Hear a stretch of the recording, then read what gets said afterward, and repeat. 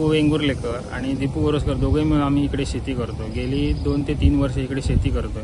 आमचा नाही म्हणायला इकडे ह्या साईडला 15 एकरचा प्लॉट आहे. टोटल 3-4 ठिकाणी आहे इकडे माणकुलीस गावामध्ये.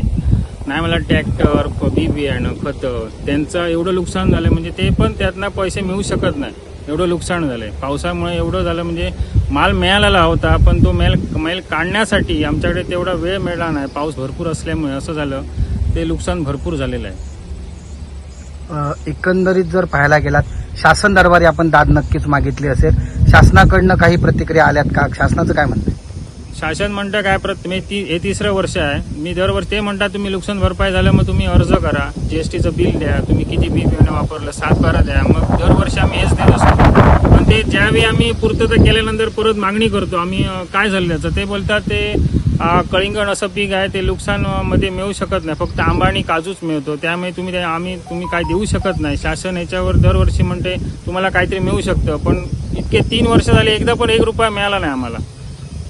सर 3 वर्ष झाली नुकसान होतंय, पुन्हाही शेती करण्याची इच्छा आहे.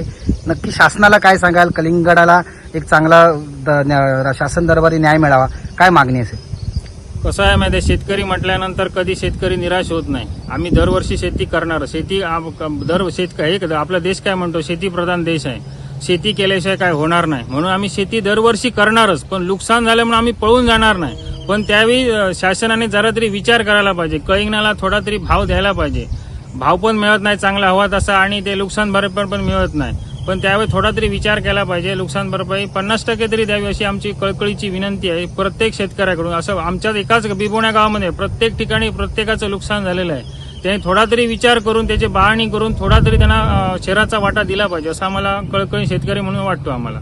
सर आमचं हे आता जवळजवळ 15 एकर जवळजवळ शेती फुकट गेलेली आहे. आता ते जवळजवळ 20 तारीखपासून पाऊस पडतोय. आता जवळ 10 ते 12 दिवस पाऊस पडतोय, त्यामुळे आता जवळजवळ पूर्ण शेत खराब झालेलं आहे आणि जवळजवळ आज बियाचं, खताचं आणि सगळं नुकसान झालेलं आहे.